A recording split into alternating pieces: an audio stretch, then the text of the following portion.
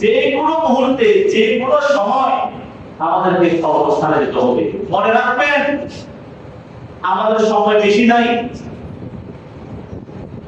এখানে আজকে জুমার সময়, জুমার দিন, জুমার আজান হয়েছে না? একামত দিন আজান হয়েছে। আজানের পর নামাজ শুরু করার আগে আবার একামত দেওয়া হয়, ঠিক কিনা? একামত দিয়ে দেওয়ার পরে নামাজ শুরু করতে গিয়ে দেরি হয় না, খুব তাড়াতাড়ি হয়ে যায়। এখান থেকে একটা মাথা স্মরণ রাখবেন, একামত দেওয়ার পর নির্দিষ্ট সময় অপেক্ষা করা যায়। বেশি দেরি করলে এটা মাকরুহ হয়ে যাবে। অনেকে একামত দেওয়ার পর না আমাদের সব ওদের এখন আসে নাই, আমাদের নেতা সাহেব এখন আসে নাই, একটু দাঁড়াই। একামত দেওয়ার পরে নয়, এটা আগে জানাতে হবে। একামত দেওয়ার পর যদি দীর্ঘক্ষণ সময় হয় এটা মাকরুহ হবে।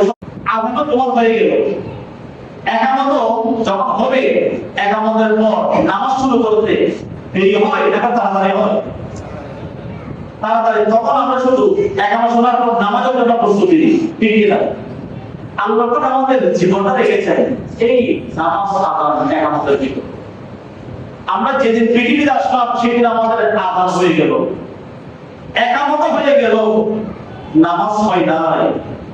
নামাজ হতে দেরি নাই। আল্লাহ বলছেন তোমাদের আযান হয়ে গেল, একামত হয়ে গেল, খুব দ্রুত নামাজ হয়ে যাবে। সে নামাজের জন্য আবার আযান দেওয়া হবে না, একামত দেওয়া হবে না। নামাজের প্রস্তুতি নাও, খুব দ্রুত তোমাদের নামাজ হয়ে যাবে। সেটা তোমরা দুনিয়ার নামাজ থেকে শিক্ষা গ্রহণ করো। আমাদের আযান হয়ে গেল, একামত হয়ে গেল, নামাজ হয় নাই। নামাজ হবে জানাজার নামাজ, এই নামাজের মধ্যে আযান নাই, একামত নাই। একামত যখন হয়ে গেল নামাজ শুরু হতে দেরি হবে না, যে কোনো মুহূর্তে নামাজ শুরু হয়ে যাবে। সেজন্য নামাজের প্রস্তুতি নাও। কবরে ঢোকার পর যখন জিজ্ঞেস করা হবে এই কাজগুলো করছো কিনা, আমরা কি জবাব দেব? আল্লাহ আমাদের সব জানিয়ে দিয়েছেন। পরীক্ষার মধ্যে যে প্রশ্নগুলো করা হবে, প্রশ্ন যদি ফাঁস হয়ে যায় মোটামুটি সবাই উত্তর দিতে পারে, কিন্তু একটা পরীক্ষা আছে প্রশ্ন ফাঁস হয়ে গেছে সবাই উত্তর দিতে পারে না।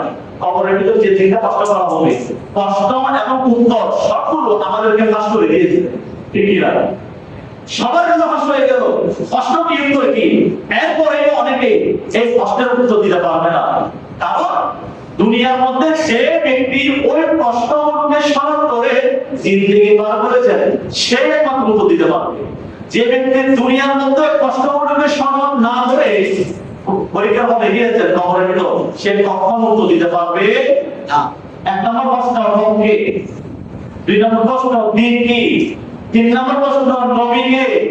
এই তিনটা জিনিসকে যে ব্যক্তি দুনিয়ায় স্মরণ রাখবে সে কবরে ঢোকার পর কষ্ট করবে না, উত্তর করবে না।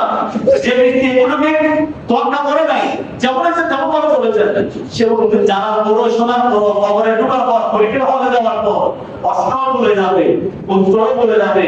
সেই কঠিন মুসিবতের মধ্যে মুক্তি পাওয়ার জন্য আমাদেরকে নামাজ মুখী হতে হবে।